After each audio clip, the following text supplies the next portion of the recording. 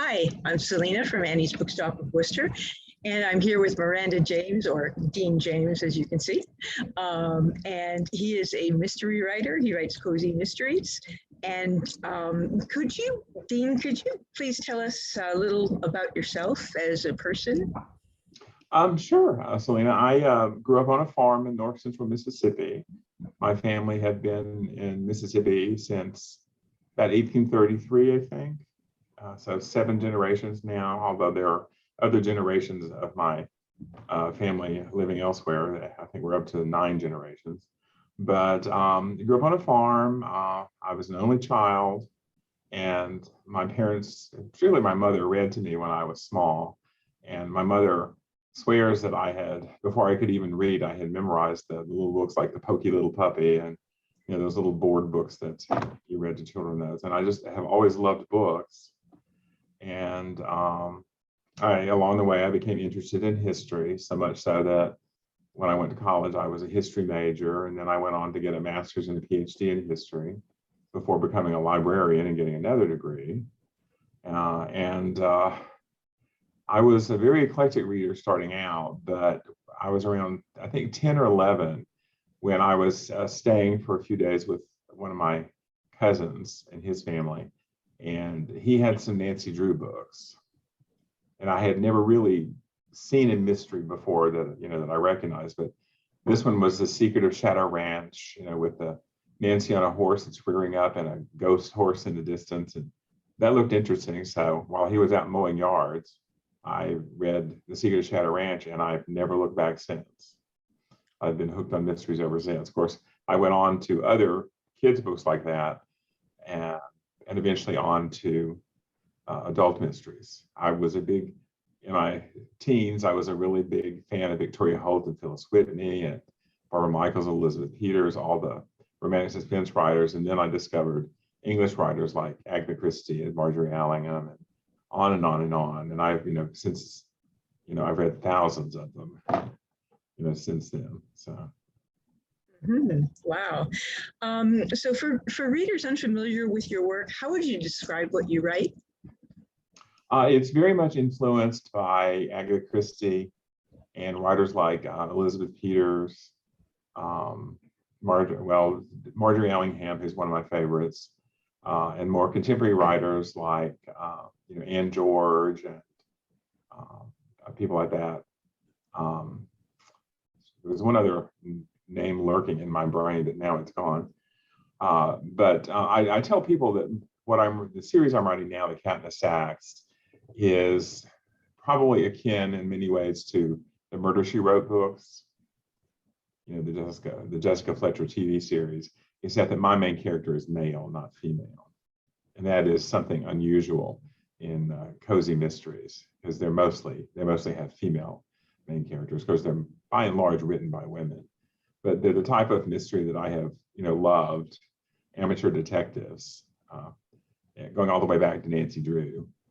And so I love writing from an amateur point of view, even though I know, people like my Charlie don't stumble over dead bodies. I mean, at this point, who would let Jessica Fletcher come in the house? If you let her in the house, somebody's bound to die. So, she's so many people. It's a wonder Cabot Cove has any people left. But anyway, that's basically the type of book. No gore, no sex, no real bad words. Charlie doesn't curse, or if he does, I do it euphemistically. I just say, Charlie. I tell them in the first person from Charlie's point of view, and I'll say, I uttered a few bad words. I don't ever say the bad words. Exactly. So you're very clean, for your 99-year-old grandmother and for your 14-year-old grandson or granddaughter. So basically, that's a long-winded explanation of them. Okay. So what do you think draws readers to these kinds of books? Well, a lot of it has to do with what's going on in society around us. When I worked at Murder by the Book in Houston in 2001, when 9/11 happened, all of a sudden people didn't want to read thrillers. They didn't want to read the scary stuff. They wanted to go back to the more comforting reads.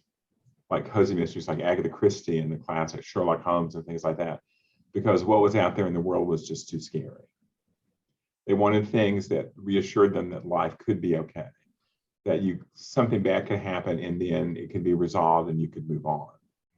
And I think that's a lot of the appeal of books like mine. And I think it's also why all those old mysteries are still very popular with a lot of readers. Rex Stout and Agatha Christie and Dorothy Sayers, Niall Marsh, so many of those writers are still very, very popular. And I think, and I've been told from readers of my own books that they appreciate being taken out of the everyday. And a time or two I've gotten the most wonderful messages from people saying, I was grieving my mother's death, but one of your books helped distract me and gave me a moment of solace and escape. And I think, there's nothing wrong with writing books that people can escape into. I'm not trying to be William Faulkner, God forbid, or James Joyce. I want to tell a story that engages people and helps distract them from, right now, the news, especially like here in my home state of Mississippi, where the numbers of new cases of COVID are just insane. People want to escape all that. And these books, I think, give you a safe haven for that. Mm-hmm. That is very true. Let's talk about your latest book, your newest book. Okay. It's the 14th in the Cat in a Sack series. It's called What the Cat Dragged In. And this one is actually, in a way, inspired by Nancy Drew. One of my favorite Nancy Drew books was The Secret in the Old Attic. Nancy's trying to help an elderly man find music that his grandson had written and music that seemed to have disappeared. And the key to the whole thing seems to be something to do with what's up in the attic in the old house. And ever since I've read that book, I've just been fascinated by the things that you can find in attics. So I thought, what if Charlie finds out he's inherited his grandfather's old farmhouse out in the country? And when he and Diesel go, Diesel is the Maine Coon cat in the series.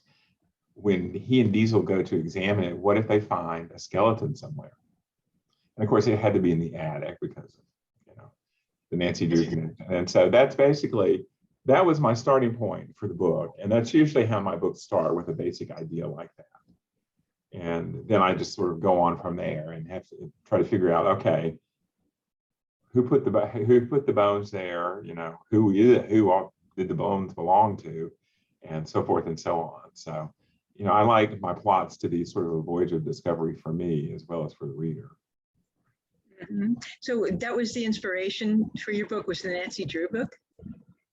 Yeah, just the whole idea of something up in the attic. Another book, I think it's the 6th one in the series, Arsenic and Old Books, has to do with a set of Civil War diaries. And I had years ago thought up a basic idea about writing a book that had to do with Civil War diaries. And are they fake or are they real? And how does that relate to what's going on in the contemporary world? As a historian, I studied the Middle Ages intensively. I was going to be a college professor, but that didn't work out. And I'm always fascinated by the influence of the past on the present. And if you ask me what my books are about, I had to, several years ago, somebody asked me, so what are your books really about? And I had to stop and think. I don't consciously try to make them about anything other than a story, but it dawned on me that every single one of my books has something to do with a family. There's my main character, Charlie, and his family, and what goes on in their lives as a sort of a secondary, tier of the plot. But then there's also other families and how one of them may have done in the past has influenced what's going on in the present. All those interconnections, and the fact that it's a small town. The community where I grew up wasn't a town; it was a community out in the country. But most of the families out there had been out there for generations, and a whole bunch of them were distant cousins of mine, and probably 7th and 8th degrees, because they'd all been there since the 1830s, 1840s. So there's all those interconnections you have, and I think without even thinking about it, that's what occurs to me to write about. because I love, old mysteries as well as new ones. Hmm. So what kind of research went into writing What the Cat Dragged In? Well, actually, not a lot. Some of it was based on, a very small extent, to my own family history, in an odd way, and having to do with what my ancestors were doing during the Civil War. And that, sort of made me think about what were Charlie's ancestors doing, because the house that features in the book is Charlie's grandfather's family. It was his family home. But Charlie's father, the only child, didn't want to be a farmer. So he moved to town, got married and whatever. And so Charlie's grandfather left the house on a life lease to a tenant of his. And that tenant has finally died. And so the house is reverting to the family. I did have to do some research on that. And I talked to a lawyer I know about contracts and stuff to make sure that my idea would work. And he said it would. So I do work on those points. And I have a cousin who's married to a sheriff's deputy here in the area where I live now. And he has given me some good advice several times about, what actually happens in the sheriff's department and so forth, especially in a small town, not in a big, more metropolitan area, but in a small town. For example, the sheriff is often the sheriff's office are usually the homicide investigators, because the police departments in small towns just don't have the staff. So, there's those kind of things, and they build up over time. And whatever research I do is usually specific to that plot. For example, if I want to poison somebody, in one book, I wanted to poison somebody with cyanide, and it's not as easy to get a hold of these days. Everybody doesn't have it in the tool shed in the garden like they did back in Agatha Christie's time. So I work at the medical center here in Jackson, and so I asked, the top toxicologist here at the center, I said, would you mind answering some questions? I told him who it was, and he said, sure. And he told me basically you can order cyanide off the internet. Usually it's from another country, but it can be done. And I considered that, and I did actually sort of use that fact, but you can also make it yourself if you know what you're doing. So anyway, so things like that, you never know what you're going to need. I don't use guns because I don't want to know. If my dad were still alive, he would have been my expert to go to, but he's been gone a long time. So I either push people down the stairs, run over them with a car, poison them, or bash them over the head, or knife them, the simple, easy ways, to kill. Okay. And do you have a favorite research story? Oh, I'm trying to think. Well, I know with the book that I wrote, Arsenic and Old Books, that had to do with the Civil War diaries, I discovered a fact that previously I did not know that ended up being an important plot point in the book for the backstory, which took place, of course, during the Civil War. And I'm not going to tell you what that was because it will spoil it for people who read it. But it was such, fascinating fact that I had to work it in, and it worked beautifully. So I also learned how they made the ink that they used back in the Civil War days. They made it from oak galls, which are these things that appear on oak trees and stuff. And that the type of handwriting at the time was copperplate, which is very ornate and very pretty. But you pick up all kinds of useless things. Okay, that sounds and some useful and some useless in modern life, but Okay, so what was the biggest challenge in writing and putting out your latest book? Well, frankly, the pandemic. Mm.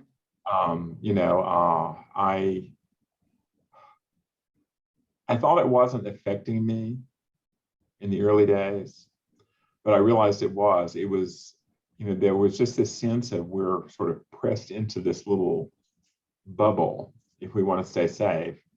And it was affecting my concentration. I have such a weird writing process.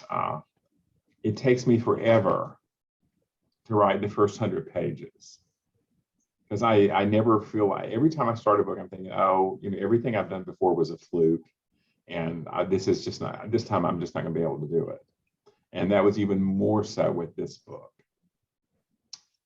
But I finally got through that. I just, I missed my first deadline. And fortunately, my publisher was very understanding and extended my deadline that I finally was able to get it done. And there's something about that desperation to finish a book, which sometimes stimulates my brain. And I finished the book, and it turned out way better than I expected it to from the beginning. And I was worried that this was finally going to be the one after 30 other books that my editor said, Dean, you've totally lost it. This is garbage. We're not going to publish this. But my editor loved it. It got a starred review from Publishers Weekly and one from Library Journal. So what do I know? I just write them. I'm always my own worst critic. But yeah, the pandemic, and I know other writer friends of mine, have said the same thing.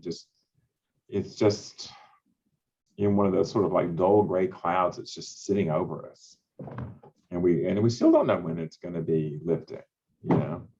But I managed to work through that, and I've got to work through it again with the next book, so which is already overdue, but that's another story. Yeah, speaking of the next book, what else can we expect from you in the near future?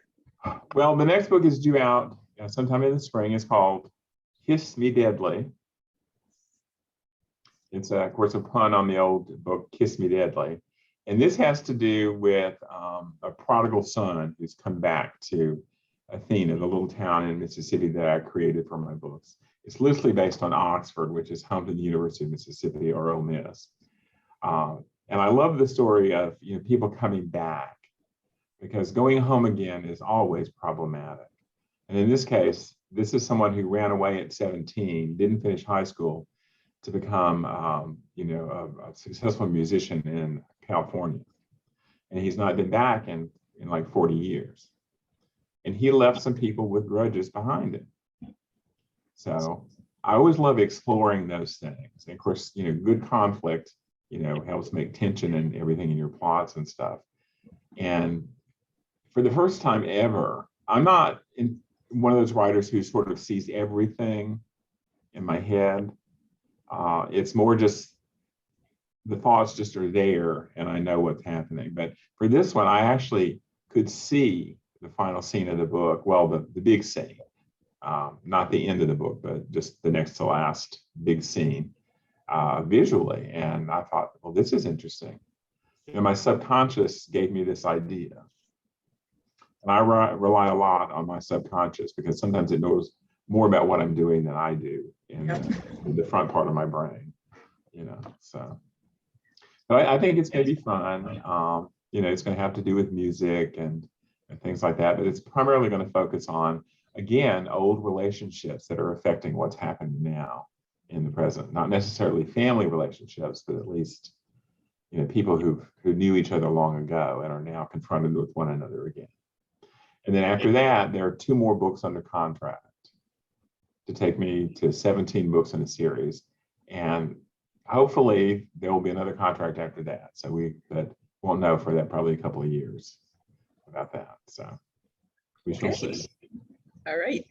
So was there any character that you loved or hated the most? In the book that's coming out, or all? All. Okay. Yeah, there were been a couple in the past who might or might not have been based on people who irritated me in real life. That's one of the joys of being a mystery writer. You can kill people and get away with it. So yeah, there have been some obnoxious people, and that's what I love about being a mystery writer. You can create these obnoxious characters that people really don't like, and then you can kill them. And there's a lot of that term Schadenfreude, enjoying someone else's misery, that you can have fun with. So good for you. Yeah. I mean, why would you want to see a really nice character murdered? It's more fun to murder the obnoxious twits. Although I have murdered nice people in my books, but it's more fun to kill the really mean ones. Okay. Now I do have a question. You write under many different pen names. Could you tell me why? Okay, well, I started out publishing under my own name, Dean James, and I published 7 novels under that name, as well as a number of nonfiction books. But in the age of the internet, I would go and Google myself to try to find new things about my books, and lo and behold, most of what I found had to do with a dead movie star, James Dean. Mm-hmm. And all my life, it's like every fall, going back to school, they would call for James Dean. When they were doing the class roll, it's like, no, it's not. It's Dean James. So, enough of that. But I also wanted to kind of establish a new identity for myself. And this was when the chain bookstores, when Borders was still there, and Barnes and Noble and stuff. And creating a new identity sometimes helps you get a fresh start. So they wouldn't look at what your last sales record was. So that's when I came up with my first pseudonym, Jimmy Ruth Evans. And I wrote a series of 5 books for Berkeley under that name. And then I wrote a couple as Honor Hartman. And then when this new series came along, I decided, well, I needed another new name. And I chose Miranda because it's a name I've always loved. Miranda is the name of the heroine in Shakespeare's play The Tempest, which is my favorite of his plays. And then I used my own name, James. And I just liked the way it sounded, Miranda James. And so that's where that came from. And it's much more distinctive, of course, than Dean James. I'm much easier to find on the internet now. I published, this will be the 18th book I published as Miranda James. There are 4 books in a sort of a spin-off series featuring the 2 elderly Southern ladies, the Ducote sisters, who are also cast members in the ongoing Cat in the Stacks books. So a lot of it has to do with marketing. Okay. Plus, the people, the young, very young people who do the marketing stuff at Berkeley and every publisher tend to think that the type of book I write appeals only to women, and usually women over 30, whatever. And I have plenty of male readers, so it's just silly, but that's one reason for the female pseudonym. Interesting. Yeah, marketing is a whole nother world to me. That's true. Yeah. So what's your favorite part about being a writer on the whole writing and publishing process? Torturing myself to get a book done. I don't know. It's, I grew up in a Southern family, where we told stories and stuff. And that just seemed to me the most natural thing in the world. And it took me a while to figure out that all these books I loved reading as a kid, somebody actually sat down and created those. And I thought, well, how cool is that? Books have always been there for me when I've needed solace, escape, education, entertainment, everything. And I thought, well, how wonderful it would be to be able to do that myself. So I actually wrote, it was more like a novella than a book, I realize now. But it was a very bad knockoff of Nancy Drew and Trixie Belden, who was my other favorite girl detective at the time. And I got my aunt to type it up, and I sent it to the Trixie Belden publisher, Whitman, I think it was, and got back very quickly a form, very badly mimeographed rejection letter. And that kind of dampened my enthusiasm for a while as a writer. But I went back, came back to it when I was in grad school, because it was an ambition that never ever really went away. And I've been plugging away at it ever since. Luckily, the very first book in the Cat in the Stacks series managed to hit the extended New York Times bestseller list for mass market paperbacks. That list no longer exists, but it did give me a start. And 25 years after I started writing seriously adult mystery fiction, I became an overnight success. Only took 25 years. It's overnight, right? Yeah, exactly. Exactly. Okay. What do you consider the most challenging part of the writing process? Well, for me, it's getting past the first 100 pages, because it's not until I get it, and that's not quite a third of a manuscript. My books are usually somewhere between 72,000 and 75,000 words, and that's actually in the contract. And so, 100 pages is about 25,000 words. And it's not until that point to me that it starts to feel like it's really going to be a book, because I don't sit down and outline. I come up with a basic concept, like I told you, for this book, the prodigal son returns and finds out, not everybody's happy to see him. And then I think out, who are the characters going to be in this book other than the continuing ones? Who are the new characters? And what part are they going to play in the story? And then I kind of start putting them together and letting them interact and see what the potential is. Although I usually have an idea who the killer is going to be when I start. Sometimes that changes because the characters sometimes develop in ways I don't think. And that's one of the exciting things about the process for me, is letting your subconscious have free reign and letting things just happen. If I had to sit down and outline an entire book, I would never write the book. I don't really want to know how everything's going to happen. I like to let it happen as it happens. Because I figure if it's entertaining me and compelling me forward, then hopefully the readers will find it that way too. And I think largely because of all the academic training I had, I was going to be a history professor. You have to write logically. And I'm one of those people who has to go from point A to B to C to D. I have to do everything in a linear fashion. I have a writer friend who is really, really good, and she skips around. She'll write scenes and then pull them all together and put them in different chapters. And that just would drive me bananas. I have to see things going in a straight line, not in curves.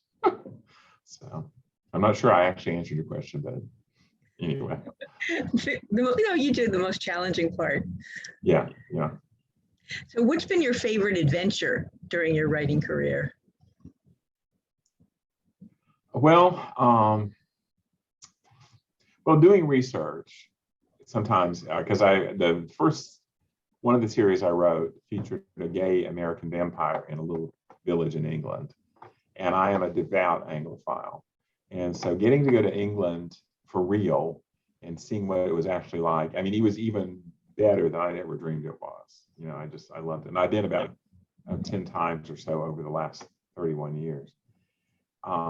So that part was wonderful, and of course, you also can get a tax deduction, so from travel. So that's been fun. I think the most wonderful things are when readers tell me, share these things from their lives and say, this book meant so much to me because, or your book entertained me and helped me distracted. And one year a couple of years I went to the Houston Cat Show and had a booth and would sell books. And I was sitting there at one of them, and this young girl who was, I think she said she was 14, she looked younger. She kind of walked by and she glanced over my way and she saw a banner or something, or saw the books on the table. And she came up and she said, "Are you Miranda James?" And I said, "Yes." She said, "I love these books." And I could have just melted in a puddle right there, And she went and found her mother, because I think that was when the third one was out, or the fourth one, and she didn't have that one. And she came and dragged her mother back and made her buy the new one for her. And to sort of show you the opposite of that, I was at another function.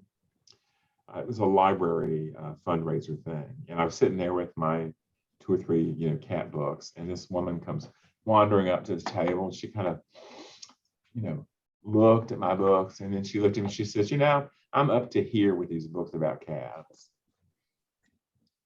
I said, "Oh, really?" I said, "Well, what do you like?" She said, "Oh, I like books about knitting." I said, "Oh, very interesting." What do you say to somebody that rude and that clueless? She obviously had no idea how offensive that was. So you just have to laugh sometimes. You know, mostly readers are very, very generous and kind and stuff, and don't tell you things like that. So you have to laugh, you know. And you know, maybe at some point she'll show up in a book. Who knows? You know. So, what is the greatest lesson that you've learned thus far in your writing career? Never take anything for granted. You know, never think that you can, quote, quote, whip out a book and please people. You know, a lot of the really biggest best-selling writers at some point in their career always get, I can't think of the word. You know, people say, well, oh, they're just phoning it in now. That book was so bad. Well, you know, I don't know. Maybe they are.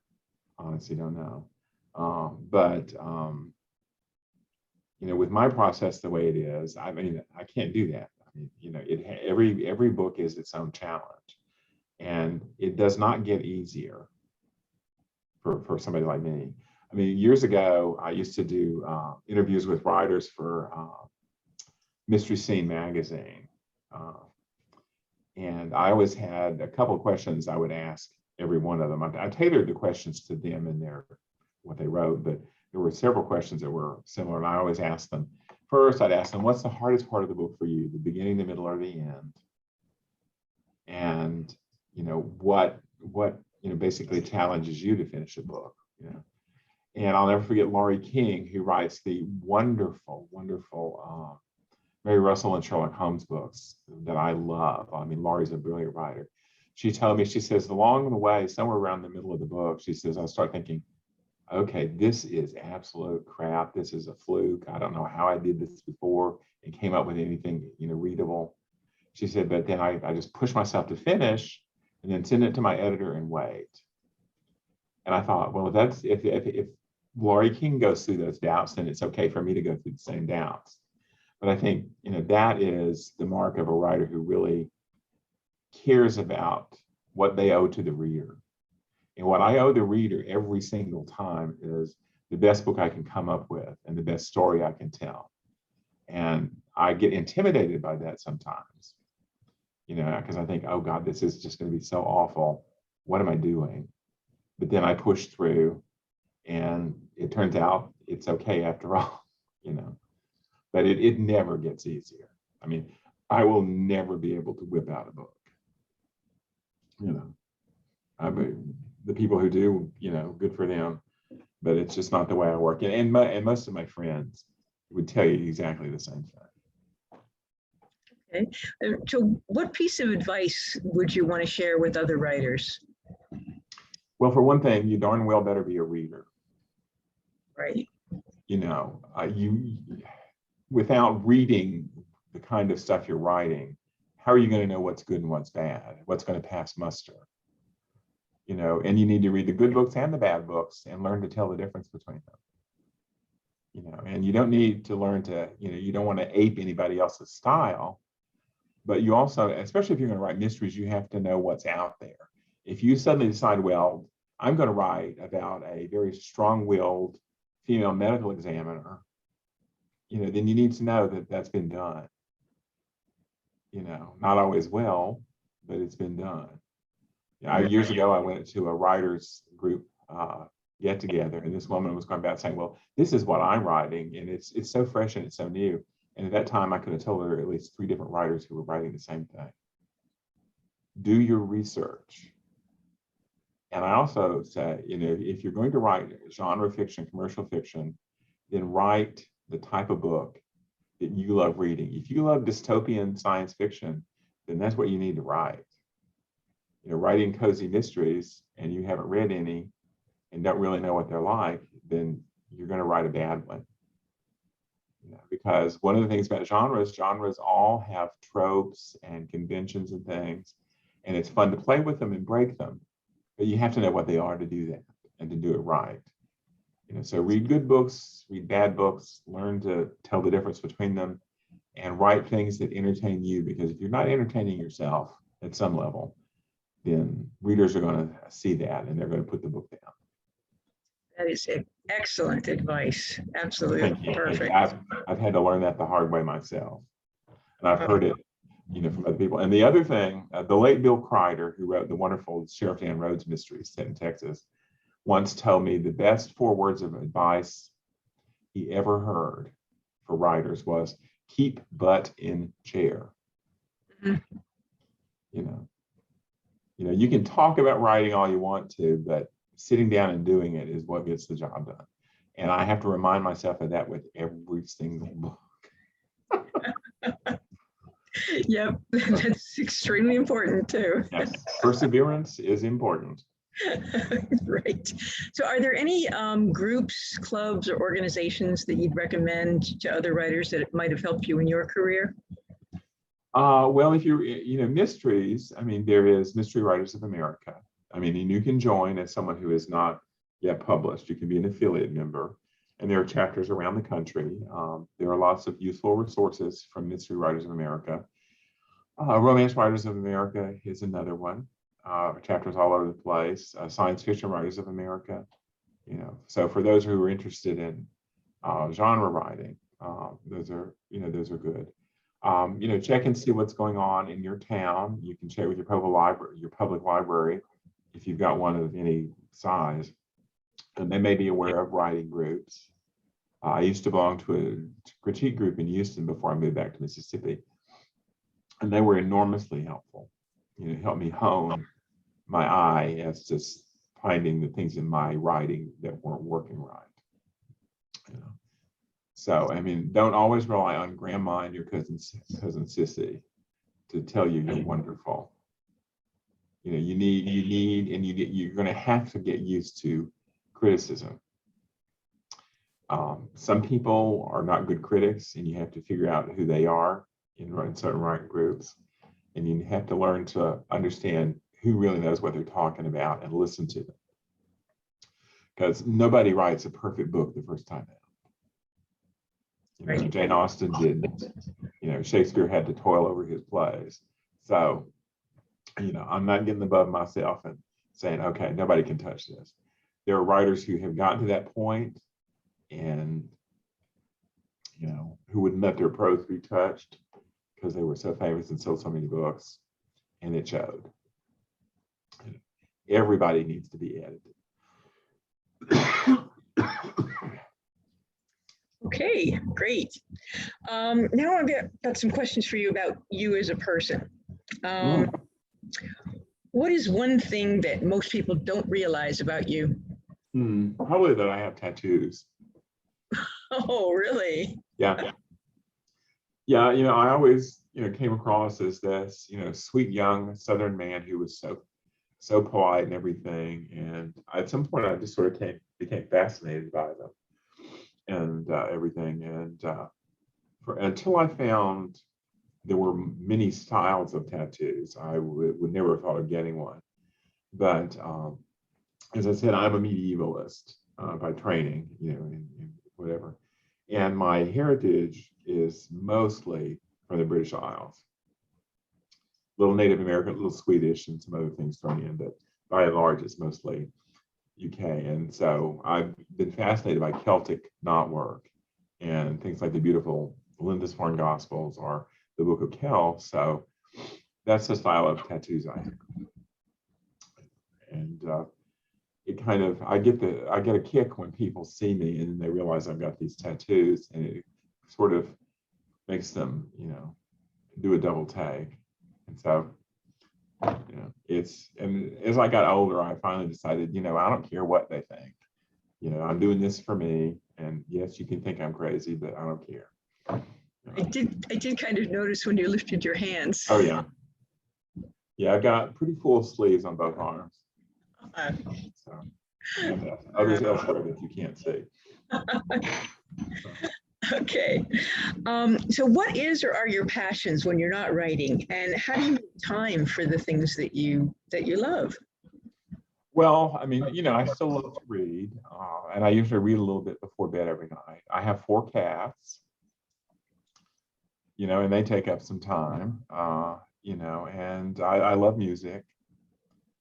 But honestly, I have a full-time day job, And so there's not a lot of extra time sometimes for other things, but I love old, classic Hollywood golden era movies. I mean, I love Cary Grant and Katharine Hepburn and Irene Dunn and all those wonderful, great stars. And I have a huge DVD collection, so sometimes I like to watch those. And I also love some of the classic TV shows like Bewitched and the Mary Tyler Moore Show and the Dick Van Dyke Show and so on. So I watch some nostalgia TV channels, things like that. And I'm pretty much a homebody most of the time, although I do go out, to eat occasionally. But it's mostly those things. And I almost always have to listen to music when I write. You write, did you say? Yeah. Mm-hmm. What kind what kind of music do you listen to? When I'm writing, it's mostly classical. Every once in a while, I'll listen to one of my, pop rock favorites, but by and large, it's usually classical. My favorite is to listen to Baroque music. And I got this idea in my head, and I don't know whether it really is true or not, but Baroque music is so structured, very carefully structured, like Telemann and some of those others, that I kind of feel like that underpins me, helping me to make my plots structured properly. That translates through into my subconscious and helps me plot. Maybe just an aberrant idea of mine, but I love that. And then there's other kinds. I love opera. I never thought I would love opera, but a friend years ago made me go see Tosca at the Houston Grand Opera, which is one of the great opera companies in the United States. And the spectacle of it just entranced me. And I went to numerous operas there over the years and saw some amazing performers. And so now I like sometimes to listen to, bits and pieces of opera. I have my favorite arias and things like that I listen to, and they can be very inspirational. Wow. So you can actually write when you're listening to lyrics? A lot of authors can't. Yeah. I mean that's why I like the classical so much, because there are no lyrics, unless I'm listening to opera. But some of the stuff with lyrics that I listen to, I've heard them so many times. It's not like it's something I have to focus on, but it also gives me something to kind of block out and helps me focus. If that makes sense, I don't know, but it's there, and I can kind of let it be there, and then I focus on the writing. But it's there to give my ears a nice little feeling. Wow, that's interesting. A lot of writers say that they can only listen to music if it does not have lyrics. Yeah. Wow. Well, I mean, it's like these people who say they can write in Starbucks.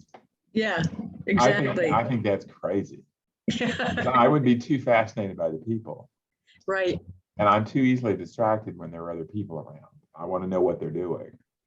No. I have to be in a room by myself. Well, other than with the cats coming in now, of course. So what does your normal writing space look like? It's actually the smallest bedroom in my house, and it's not much bigger than my office here. I have an old table that I found at the antique store for a desk. And I've got a bookshelf. It faces the wall. The desk faces the wall, not a window. And I've got a small bookshelf to my left, which has got some reference stuff on it. And then I've got a piano in that room, and then the rest of it is bookshelves, which are overlaid and with books. I have more than enough books to open my own bookstore. It's kind of crazy, but but it's a small space, but it's convenient to the kitchen and everything. And the cats wander in and out. They've learned not to try to help me type. But, it was one of my questions is if you had furrier, feathered, or otherwise non-human companions, which you do obviously, and do they help or hinder you in your work? Well, they never really hinder. I mean, sometimes they each get in a needy stage and have to come and let me know that they're there. my biggest cat, Toby, who's a gray and white tuxedo cat, weighs about 18 pounds. He periodically has to let me know that he feels abandoned and needs love, and and whatever. And Pippa, my calico, who's the same age as Toby, she's also she's neurotically attached to me, so she periodically has to come and let me know that she needs love. And then I have two younger; those two are 10 years old now. And then I have a younger set that will be 4 at the end of this month, who are brothers from the same litter. They're tuxies. And one of them, Bert, really loves to get up on the back of my chair, and he wants attention when I'm writing. Ernie, the other one, who's the smallest of all my cats, is the one who thinks he's the biggest. I mean, Bert is very skittish, but Ernie, thinks he's a Brahma bull or something. I mean, he's got a huge attitude, and he sometimes wants attention too. But they've learned to mostly sort of settle down either in the other chair in the room or in the window, or go somewhere else. Because I will pay attention to them briefly, but then I have to get back to work. And they've learned that they're not dumb. They've learned. But you don't have a Maine Coon cat though, huh? I don't know, and I would love to have gotten one, but because my last pair of cat, my first pair of cats died, one in 2011 and one about 9 months later in 2012. And I was going to wait a little while and maybe look, for a Maine Coon, rescue group and find a Maine Coon. But then the universe offered me Pippa, my calico. Mm-hmm. And I mean, just a week or two after I had to put my last cat down. And then I knew that I needed to have a companion cat for Pippa. And several months later, actually a friend in my critique group had a cat that had just wandered up into his apartment one day, and we both figured he had been abandoned, and he was about a year old at the time. That's Toby. So Toby became part of the household. And then I have a very good friend named Carolyn Haynes, who writes the Bones books set in the Mississippi Delta. And Carolyn is a very fierce animal advocate. And I was visiting her at Thanksgiving a few years ago, 4 years ago, this fall. And she said, and she asked me if I'd bring a dog back to Jackson for a friend of hers to pick up who lived further north in Mississippi. And I said, well, sure. And she said, well, we have to go to the vet's office. And oh, by the way, somebody left a bunch of kittens at the vet's office. Why don't you look at them? I said, okay, I'll do it. And I was like, I am not taking home any cats. Well, we get there, and Bert and Ernie were, I think, a little over 2 months old at that point. And we go to look at them, and one of them, I think it was probably Ernie, since he's the adventurous one, immediately wanted to come out of the cage and get into my arms. And I was like, oh, there's no way I can leave this poor little kitten here. And then I couldn't leave his brother because they were obviously bonded. So I ended up taking Bert and Ernie home with me. And there they have been, for almost 4 years now.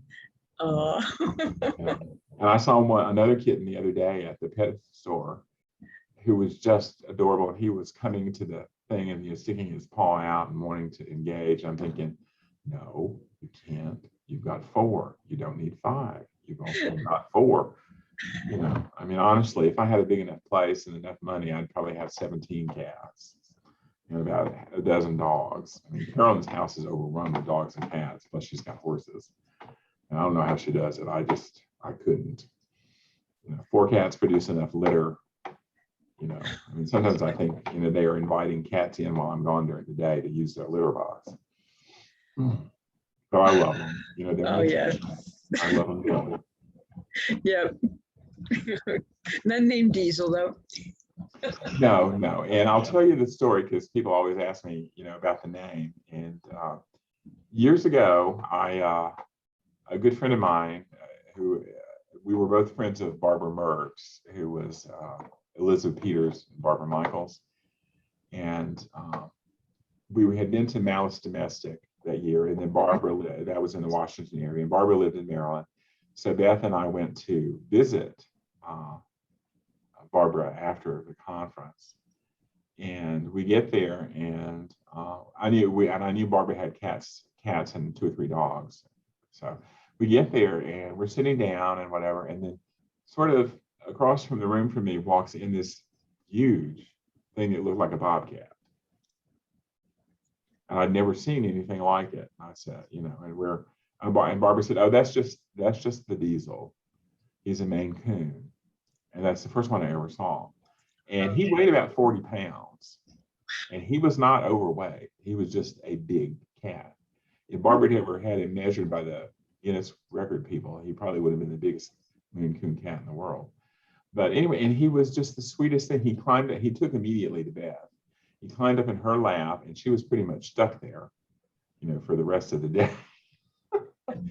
But he made such an impression on me, so that when my publisher asked me to consider doing a series about a librarian and a cat, that's what I first thought of. I thought of a Maine Coon, and I was going to name him Diesel. Barbara's was named The Diesel after a Washington Redskins running back, I think his name, John Norris, who was known as the Diesel because of the way he plowed people down. And later on, Barbara teased me that she was going to sue me for stealing her cat. Of course, the original Diesel had passed away by then. But anyway, we enjoyed Joe. But in a way, he's also, my Diesel is a tribute to her and to her Diesel. I mean, she's one of my very favorite all-time writers. And she became a personal friend as well. And she never sued me, thank goodness. Oh, that's a great story. Okay. Now, do you have any favorite foods or drinks that you have to have in the vicinity when you're writing? Well, I have to have Diet Coke.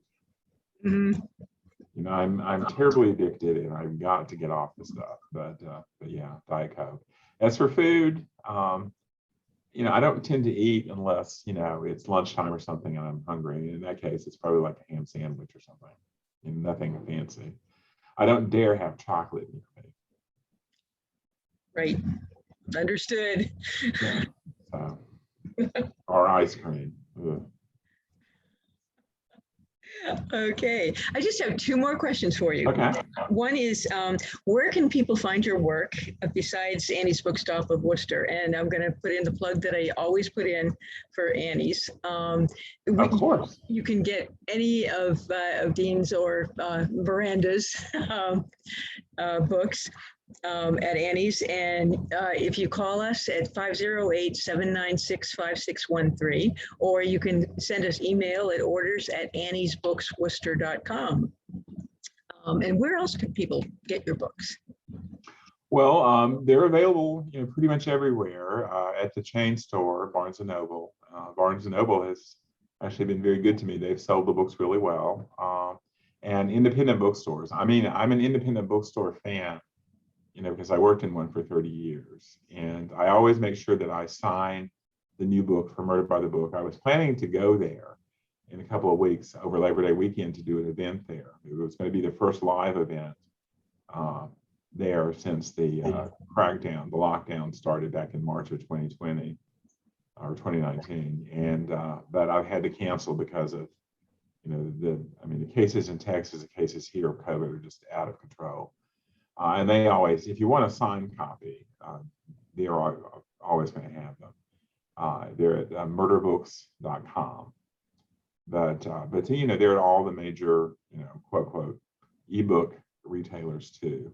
I'm not going to name any of them, but you know who they are. I myself prefer to have the book in my hand. I spend all day at work in front of a computer. I'm a serial electronic resources librarian, and my day is spreadsheets and checking links and I don't want to look at another screen when I get home. So I want the actual print book. Although I do have a bunch of ebooks on my Kobo e-reader. That's the one that works with independent bookstores, of course, of things that are ephemeral and only appear as ebooks. But I have probably 7,000 or 8,000 print books in my house. Right. I'm definitely a book junkie. Yeah, I prefer to have something in my hand as well. Yeah. Okay, my last question for you is, how can we follow your work and share your awesomeness? Well, thank you. Thank you. Well, I am on Facebook. Dean James is my main page, but there is also a Miranda James page and a Diesel Harris, the cat page. Okay. Diesel doesn't post as often, or neither does Miranda, but there are things there. I'm also on Twitter as Miranda James 57. And I will warn people on that one, I do get a bit political because I get annoyed by things, and especially COVID. And I recently started an Instagram account, and that's also Diesel Harris, the cat. You can find me, or as Miranda James, either one. I haven't done the picture one. What's it called? Pictogram or whatever, where you post pictures all the time. Oh, Pinterest, that one. Yeah, I just, I can barely keep up with my Facebook and my Twitter. And there is also a website, www.catinthestacks.com. So those are my places. Great. Okay. Well, that's all I have for you today. But thank you so much for joining me today. Well, it's my pleasure, Selena. I love talking to independent bookstores and libraries. Thank you, for everything you do to promote our books. Without you, it would be, well, we wouldn't have a career without bookstores and libraries. So thank you very much. Great, and hopefully you'll sometime get to Worcester and do a book signing. I would love to, because I've never been further north than New York. Really? I've never been to Massachusetts, and I would love dearly to come. Oh, that would be great. So one of these days. Yeah, hopefully when this thing is all over. Yeah, I mean, I so desperately want to go back to England more than I've ever wanted to go right now, and just because I can, it's just driving me nuts. Yep. So. Exactly. Okay, well, thanks a lot again, and we'll be seeing you. Thank you. Thank you. Bye. Bye-bye.